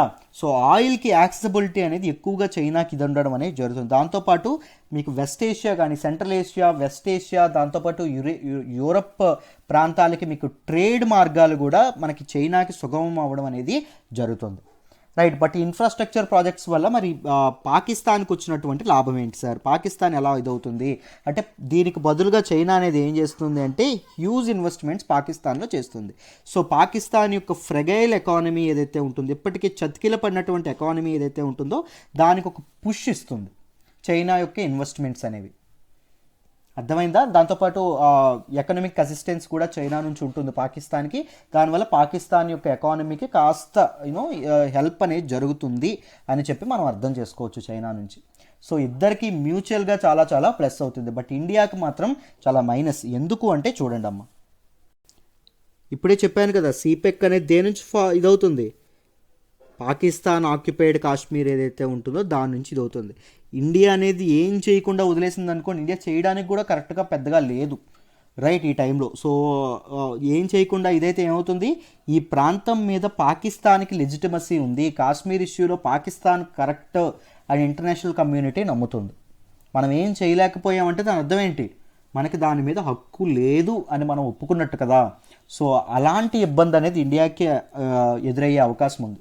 So this is win win situation for both Pakistan and China. ఈ విధంగా మీరు ఇంటర్నేషనల్ రిలేషన్స్ని డీటెయిల్డ్గా అర్థం చేసుకోవాలి విత్ మ్యాప్స్తో సహా. అర్థమైందా? కరెంట్ అఫైర్స్ ఈ విధంగా చదువుకోవాలి కంప్లీట్గా డీటెయిల్డ్గా. ఇలా చదువుకోవాలి అంటే you can join current affairs course through this number. 6,000 రూపాయలకి ఇస్తున్నాం. 8వ తారీఖు నుంచి 8,000 అయిపోతుంది. చాలామంది జాయిన్ అయ్యారు. They are very happy. అద్భుతంగా నేర్చుకుంటున్నారు క్లాసుల్లో. మీరు కూడా రండమ్మా, జాయిన్ అవ్వండి. చక్కగా మంచి హెల్ప్ ఉంటుంది, మీకు మంచి ఇది ఉంటుంది. నన్ను నమ్మి జాయిన్ అవ్వండి, నాతో కలిసి వర్క్ చేయండి. Can trust me on this. Right. ఇప్పుడు మనం చైనాకి పాకిస్తాన్కి ఇప్పుడు వరకు తెలుసుకున్నాం కదా. చైనాకి నేపాల్కి మధ్య ఉన్నటువంటి రిలేషన్స్ ఒకసారి చూద్దాం, జాగ్రత్తగా వినండి. చైనా అనేది నేపాల్ విషయంలో చాలా ఆచితూచి అడుగులు వేస్తుందండి. రైట్. చైనా అనేది నేపాల్ విషయంలో ఒక ఇంపార్టెంట్ డిప్లొమసీ అనేది, డిప్లొమాటిక్ ఫారెన్ పాలసీ అనేది ఫాలో అవుతుంది. అది ఏంటి అంటే సెక్యూరిటీ డిప్లొమసీ అనేది ఫాలో అవుతుంది. మామూలుగా చాలా కంట్రీస్ వేరే దేశాలతో దౌత్య సంబంధాలు పెట్టుకోవాలంటే మామూలుగా ఏంటి ఇదవుతాయి, డిఫెన్స్ డిప్లొమసీ ఏదైతే ఉంటుందో దాన్ని ఫాలో అవుతాయండి మామూలుగా. But with Nepal China is following security diplomacy. వీటికి అర్థాలు చెప్తాను చూడండి అమ్మ. Security diplomacy first. Defence diplomacy అంటే ఏంటి అంటే మిలిటరీ, జాయింట్ మిలిటరీ ఆపరేషన్స్ ఏవైతే ఉంటాయో వాటిని ఇది చేయడం, లాజిస్టిక్స్ కోఆపరేషన్ ఏదైతే ఉంటుందో ఆ కోఆపరేషన్, మిలిటరీ కోఆపరేషన్ ఏదైతే ఉంటుందో మిలిటరీ కోఆపరేషన్, డిఫెన్స్ కోఆపరేషన్ ఈ డిఫెన్స్ కోఆపరేషన్ ఏదైతే ఉంటుందో, నేవల్ కోఆపరేషన్, మ్యారిటైమ్ కోఆపరేషన్ ఏదైతే ఉంటుందో ఇవన్నీ డిఫెన్స్ డిప్లొమసీలో రావడం అనేది జరుగుతుంది కదా. ఒకసారి సెక్యూరిటీ డిప్లొమసీ ఏంటి అంటే రాదర్ అలాంగ్ విత్ డిఫెన్స్ ఒక్కటే కాకుండా ఇంటర్నల్ సెక్యూరిటీ, అవతల కంట్రీ యొక్క ఇంటర్నల్ సెక్యూరిటీకి కూడా హెల్ప్ చేయడం. అంటే నేపాల్లో మిలిటెన్సీ అనేది లేకుండా చేయడం, లా అండ్ ఆర్డర్ మెయింటైన్ చేయడం, దాంతోపాటు ఇంటెలిజెన్స్ ఆర్గనైజేషన్స్ ఏవైతే ఉంటాయో వాటికి హెల్ప్ చేయడం, నేపాల్ లోపల ఉన్నటువంటి పోలీస్ ఫోర్సెస్ ఏవైతే ఉంటాయో వాటిని ఇది చేయడం, ఇవన్నీ మెయింటైన్ చేయడం అనేది చేస్తుంది. ఎవరు? చైనా కూడా ఇవన్నీ మెయింటైన్ చేయడానికి నేపాల్కి హెల్ప్ చేస్తుంది. దీనే సెక్యూరిటీ డిప్లొమసీ అంటారు. ఎందుకంటే నేపాల్ మీరు గమనిస్తే ఇది చూడండి, ఇది నేపాల్ అనుకోండి, ఇదంతా ఇండియా, బీహార్ మీ అందరికీ తెలుసు. ఇదేంటి? చైనా ఇలా ఉంటుంది. మీకు మ్యాప్ అనేది కరెక్ట్గా చూస్తే మీకు తెలుస్తుంది. But this is not real China. This is ఏంటి? టిబెట్ అటానమస్ రీజియన్ ఏదైతే ఉంటుందో అది, దాని చైనా అనేది ఎనెక్స్ చేసుకుంది. అది మీ అందరికీ తెలిసిన విషయమే. రైట్. హిస్టరీ తెలియకపోతే వరల్డ్ హిస్టరీలో మనం ఇవన్నీ మాట్లాడుకుంటాం, డోంట్ వరీ. రైట్. టిబెట్ ఏదైతే ఉంటుందో టిబెట్ని చైనా అనేది ఎనెక్స్ చేసుకుంది కదా. సో టిబెట్ ప్రాంతంలో సెక్యూరిటీ అనేది ప్రివైల్ అవ్వాలంటే ఈ నేపాల్ ప్రాంతంలో సెక్యూరిటీ అనేది మెయింటైన్ అవ్వడం కూడా చైనాకు చాలా అవసరం కదా. సో అందుకోసం అని చెప్పి ఇక్కడ సెక్యూరిటీ డిప్లొమసీ అని ఫాలో అవుతున్నారు ఎవరండి? చైనా వాళ్ళు. రైట్. దాంతోపాటు మీ అందరికీ గమనిస్తే చైనా నేపాల్ ఎకనామిక్ కారిడార్ ఏదైతే ఉంటుందో ఈ చైనా నేపాల్ ఎకనామిక్ కారిడార్ కూడా 2017లో నేపాల్ సైన్ చేయడం అనేది జరిగింది. దానికంటే ముందు చైనా అనేది ఏం చేసింది అంటే ఇండియా నేపాల్ చైనా ఎకనామిక్ కారిడార్కి ఒకదాన్ని తీసుకొద్దామని చెప్పి అనుకున్నారండి, ఒక ఇన్ఫ్రాస్ట్రక్చర్ ప్రాజెక్ట్ని. కానీ ఇండియా అనేది దీన్ని రిజెక్ట్ చేసింది. ఎందుకు అంటే మీకు ఆల్రెడీ నేను చెప్పాను, పిఓకే ఏదైతే ఉందో పాకిస్తాన్ ఆక్యుపైడ్ కాశ్మీర్లో ఏం జరుగుతుంది, ఈ సిపెక్ ఏదైతే ఉంటుందో చైనా పాకిస్తాన్ ఎకనామిక్ కారిడార్ ఏదైతే ఉంటుందో అది పాస్ అవ్వడం అనేది జరుగుతుంది. సో దాని ద్వారా చైనా అనేది ఇండియా యొక్క సావరెంటీని అండర్మైన్ చేసినట్టు, అవునా. సో దాని కారణంగా చైనా అనేది దాన్ని రిజెక్ట్ చేయడం అనేది జరిగిందమ్మ. So this is all about this article. మీకు ఇన్ డీటెయిల్ ఈ ఆర్టికల్ అర్థమైందనే అనుకుంటున్నాను. Right. Let's move to the next article అమ్మ. మనం మాట్లాడుకోబోయే నెక్స్ట్ ఆర్టికల్ వచ్చేసి tunnels proof of Pakistan hostility says Rai. Right. ఇదంతా సమ్ పొలిటికల్ థింగ్ అని మనం అర్థం చేసుకోవచ్చు. మనం వాట్ ఈజ్ ఇంపార్టెంట్ అనేది మనం ఫస్ట్ అది మాత్రమే నేర్చుకుందాం. జాగ్రత్తగా చూడండి. ఎగ్జామ్ పాయింట్ ఆఫ్ వ్యూలో ఇంపార్టెంట్ ఏంటి అంటే ఇక్కడ చూసారు బిఎస్ఎఫ్ యొక్క రైజింగ్ డే ఏదైతే ఉంటుందో, బిఎస్ఎఫ్ రైజింగ్ డే ఏదైతే ఉంటుందో అది నిన్న సెలబ్రేట్ చేసుకోవడం అనేది జరిగింది. సో దాని గురించి మనం యూనో వాట్ ఈస్ బిఎస్ఎఫ్ అనే వాటి గురించి కొన్ని కొత్త ఫ్యాక్ట్స్ అనేవి తెలుసుకోవాలి. దాని గురించి మనం తెలుసుకుందాం. రైట్, ఈ ఆర్టికల్ని మనం జిఎస్ పేపర్ 3లో ఇంటర్నల్ సెక్యూరిటీలో చదువుకుంటామండి. జాగ్రత్తగా వినండి అమ్మా, క్లియర్గా ఆర్టికల్ని ఎక్స్ప్లెయిన్ చేస్తాను. నిన్న ఏం జరిగింది అంటే చెప్పాను కదా, బార్డర్ సెక్యూరిటీ ఫోర్స్ ఏదైతే ఉంటుందో బిఎస్ఎఫ్ రైజింగ్ డే ఏదైతే ఉంటుందో ఈ రైజింగ్ డేని సెలబ్రేట్ చేసుకోవడం అనేది జరిగింది. దీనిలో భాగంగా మిస్టర్ రాయ్ ఎవరైతే ఉంటారో, union minister of state for home ఎవరైతే ఉంటారో ఆయన పార్టిసిపేట్ చేయడం అనేది జరిగింది. పార్టిసిపేట్ చేస్తూ ఆయన ఏమన్నారు అంటే, రీసెంట్గా మన ఇండియన్ బార్డర్ దగ్గర మనకి కనిపించినటువంటి బయటపడినటువంటి టన్నల్స్ ఏవైతే ఉన్నాయో, దాంతోపాటు పాకిస్తాన్ వాళ్ళు వాడినటువంటి డ్రోన్స్ ఏవైతే ఉన్నాయో, they are proofs for infiltration and smuggling of drugs by Pakistan people ఎవరైతే ఉన్నారో వాళ్ళ తాలూకా ఆ చర్యలు ఏవైతే ఉన్నాయో వాటికి ఎగ్జాంపుల్స్ అని చెప్పి మనం అర్థం చేసుకోవచ్చు అని చెప్పి ఆయన చెప్పడం అనేది జరిగింది. This all about those are not important regarding exam point of view, but let us understand border security force. ఈ బిఎస్ఎఫ్ రైజింగ్ డే అన్నాం కదా, ఈ బిఎస్ఎఫ్ గురించి కొన్ని ఫ్యాక్ట్స్ అనేవి మీరు తెలుసుకోవాలి. జాగ్రత్తగా వినండి అమ్మా, చూద్దాం. ఈ బిఎస్ఎఫ్ ఏదైతే ఉంటుందో ఇది స్టాండ్స్ ఫర్, ఇప్పుడే చెప్పాం కదా, బార్డర్ సెక్యూరిటీ ఫోర్స్ నాన్న. This is a border guarding force of India.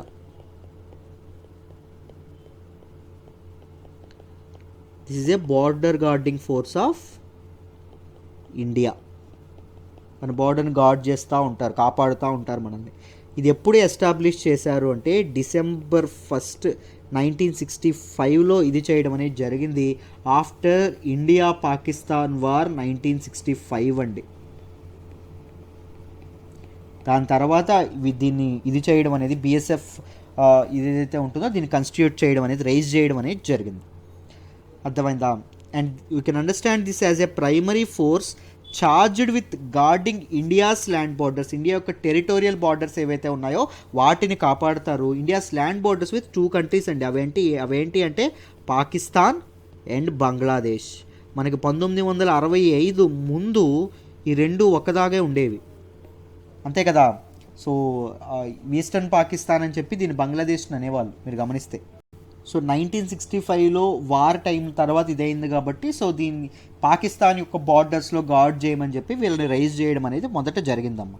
అర్థమైందా? తర్వాత బంగ్లాదేశ్ లిబరేషన్ వార్ తర్వాత 1971లో ఈ బంగ్లాదేశ్ ఏదైతే ఉంటుందో అది కొత్త నేషన్గా ఫామ్ అవ్వడం అనేది జరిగింది. సో బట్ అది ముఖ్యంగా డిఫరెంట్, అక్కడ నుంచి కూడా థ్రెట్ అనేది ఎక్కువగా ఉండడం వల్ల అక్కడ కూడా ఈ బిఎస్ఎఫ్ వాళ్ళని ఉంచడం అనేది జరిగింది. ఈ విధంగా మీరు అర్థం చేసుకోవచ్చు. This is only national security force with an air wing. వీళ్ళకి ఒక ఎయిర్ వింగ్ అనేది ఉంది. దాంతోపాటు మెరైన్ నేవల్ వింగ్ అనేది ఒకటి ఉంది. దాంతోపాటు ఆర్టిలరీ రెజిమెంట్ ఏదైతే ఉంటుందో అది కూడా ఉంది. దాంతోపాటు కమాండో యూనిట్స్ ఏవైతే ఉన్నాయో అవి కూడా ఉన్నాయి. ఎవరికి? బిఎస్ఎఫ్ వాళ్ళకి. అర్థమైందా? They currently stands as the world's largest border guarding force అండి. వరల్డ్స్ లార్జెస్ట్ బార్డర్ గార్డింగ్ ఫోర్స్గా ఇది ఉండడం అనేది జరిగింది. మొత్తం బిఎస్ఎఫ్లో 2.65 lakh మెంబర్స్ అనేవాళ్ళు, పర్సోనల్ అనేవాళ్ళు ఉండడం అనేది, ఎంప్లాయీ ఉండడం అనేది జరుగుతుంది. BSF has been termed as the first line of defence అంటారండి. బిఎస్ఎఫ్ని ఏమంటాము? ఫస్ట్ లైన్ ఆఫ్ డిఫెన్స్ అనడం అనేది జరుగుతుంది. ఈవెన్ లైన్ ఆఫ్ కంట్రోల్ ఏదైతే ఉంటుందో జమ్మూ కాశ్మీర్లో ఉన్నటువంటి లైన్ ఆఫ్ కంట్రోల్ దగ్గర కూడా వీళ్ళు కాపలా కాయడం అనేది జరుగుతుంది. అండర్ ఎవరు వాళ్ళ తాలూకా ఇది ఎవరు వాళ్ళని గవర్న్ ఎవరు చేస్తారు అంటే మన తాలూకా ఆర్మీ ఏదైతే ఉందో మన ఆర్మీ వాళ్ళని గవర్న్ చేయడం అనేది జరుగుతుంది. అక్కడ కూడా బిఎస్ఎఫ్ని పెట్టడం అనేది జరిగింది. సో మనకి ఎప్పుడు ఎంత చక్కగా వీళ్ళు కాపలా కాస్తారో మనం అర్థం చేసుకోవచ్చు. So these are some important facts that you should remember regarding this article అండి. మీకు ఈ ఆర్టికల్ అర్థమైందనే డీటెయిల్డ్గా అనుకుంటున్నాను. Let me move to the next article అమ్మ. మనం మాట్లాడుకోబోయే నెక్స్ట్ ఆర్టికల్ వచ్చేసి PMI shows manufacturing losing steam. Very very important article regarding GS paper 3 economy. జాగ్రత్తగా వినండమ్మా, క్లియర్గా దీన్ని ఎక్స్ప్లెయిన్ చేస్తాను. ఈ ఆర్టికల్ని మొదట తెలుసుకోవాలంటే మీరు మొదట అర్థం చేసుకోవాల్సింది పిఎంఐ అంటే ఏంటో తెలుసుకోవాలి. ముందు బేసిక్స్ నేర్చుకుందాం, తర్వాత ఆర్టికల్లో ఉన్నటువంటి డేటా ఏదైతే ఉందో అది చెప్తాను, మీకు ఈజీగా అర్థమైపోతుంది. ఒకసారి చూడండి. పిఎంఐ అంటే ఏంటి అంటే పర్చేజింగ్ మేనేజర్స్ ఇండెక్స్ అండి.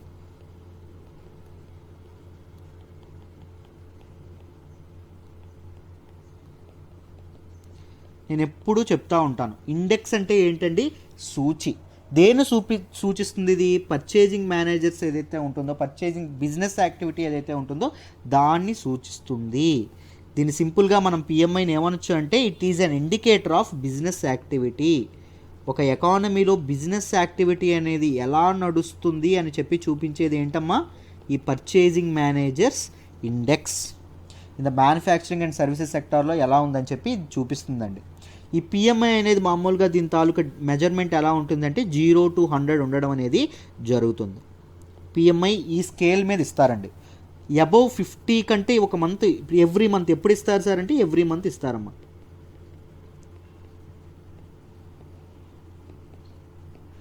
ఇప్పుడు సపోజ్ ఒక మంత్ అబౌవ్ 50 ఉందనుకోండి, దాని అర్థం ఏంటి? బిజినెస్ యాక్టివిటీ అనేది ఎక్స్పాన్షన్ అవుతుంది, రైట్, గ్రోత్ రేట్ వైపు వెళ్తుంది అని అర్థం. ఒకవేళ అండర్ 50 ఉందనుకోండి, ఇది గ్రేటర్ దాన్ 50, అండర్ 50 ఉందనుకోండి, దాని అర్థం ఏంటి అంటే కాంట్రాక్షన్, బిజినెస్ యాక్టివిటీ అనేది కాంట్రాక్ట్ అవుతుంది అని మనం అర్థం చేసుకోవచ్చు. ఒకవేళ ఎగ్జాక్ట్గా @50 ఉందనుకోండి, ఎగ్జాక్ట్గా 50 ఉందనుకోండి, దాని అర్థం ఏంటి? It indicates no change. Last month ఎలా ఉందో ఇప్పుడు అలాగే ఉంది అని మనం అర్థం చేసుకోవచ్చు. At the start of every month, each month స్టార్టింగ్లో దీన్ని ఇది చేయడం అనేది జరుగుతుంది, దీన్ని క్యాలిక్యులేట్ చేయడం అనేది జరుగుతుంది. So it is therefore considered as a good leading indicator అండి. ముఖ్యంగా మన ఎకానమిక్ యాక్టివిటీ అనేది దేని ద్వారా చెప్తాం? జీడిపి ద్వారా కానీ వివిధ రకాల ఇండెక్స్లు ఏవైతే ఉన్నాయో వాటి ద్వారా మనం చెప్తాం. బట్ ఇది ఎవ్రీ మంత్ క్యాలిక్యులేట్ చేయడం వల్ల you can say this as good leading indicator. You can consider this as good leading indicator. అర్థమైందా?